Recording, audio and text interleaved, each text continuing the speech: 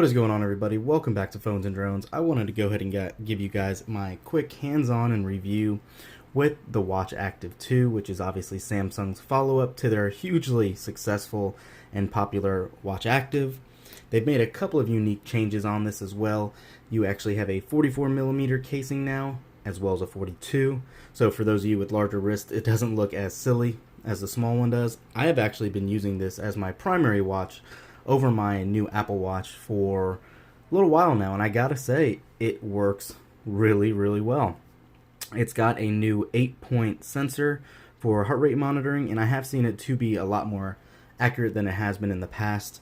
You are getting your speaker for calls as well as your mic, so it is nice. You can take and receive calls on this if you are using it with an Android phone. Unfortunately, with an iPhone, you're out of luck.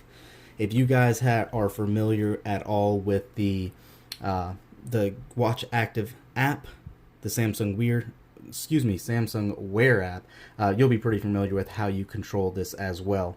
One thing I do want to touch on is just how good the battery life has been. I've been getting solidly over a day, about a day and a half of use out of this, without ever once worrying about where the charger was or anything like that. You are getting some new watch faces, which we can go over as well. They are nice. A lot of them are just kind of redundant of prior generations watches, but not bad either way. The one thing I do like about this app is that it is a one-stop shop for all your Galaxy gear. You can see my bud is managed in here as well as the watch. So having said that, you can adjust how you want your notifications to show up. If you want it to show up on the display of the watch while you're looking at your phone or not. If you want to rearrange your apps, you can do that in here as well. Your display, depending on how bright you want to make it. All of this can be done in the app, and a lot of it can even be done on the watch itself if you either want to go into your settings or whatnot. I prefer to usually do it on the app. It's a little more easy to see. You do get that new touch bezel on this, which is phenomenal.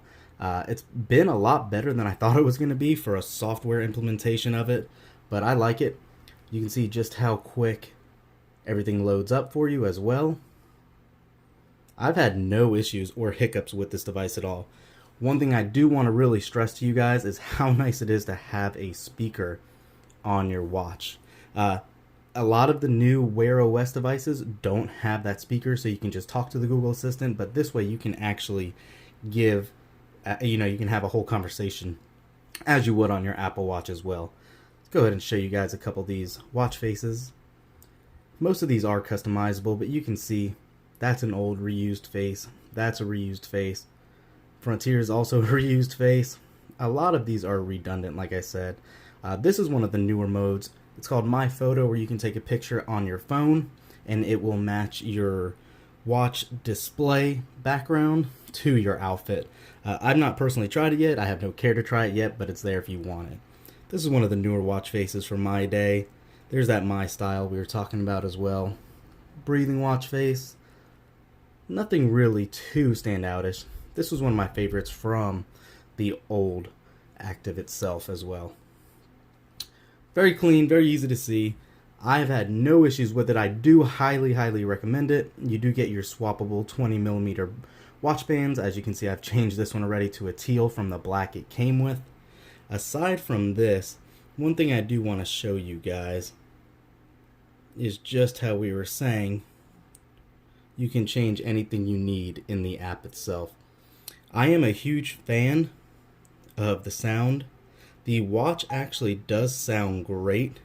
You have good vibration, and I want to go ahead and play a ringtone for you guys. That sounds pretty good to have on your wrist, so you're not going to miss that call if you need. I usually leave it on Rising Star. Unfortunately, they're not too customizable. You're stuck with whatever the watch does have built in, but the option's there for you as well. So, go ahead and back out of this. Obviously, you do have Samsung Pay, but unfortunately, unlike the original watches that came out, you are reserved to only NFC payments. There's not MST technology built in like the original Galaxy watches had. Aside from that, guys, it's been a great experience. I don't want to take too much of your time up of this video. Know it, if this is a Samsung watch you've been looking at, or any sort of new smartwatch you've been looking at, whether you have a Samsung device or a Android device, this is the way to go. I would even almost say it's good for people with an iPhone that want something more of a traditional look to it as well.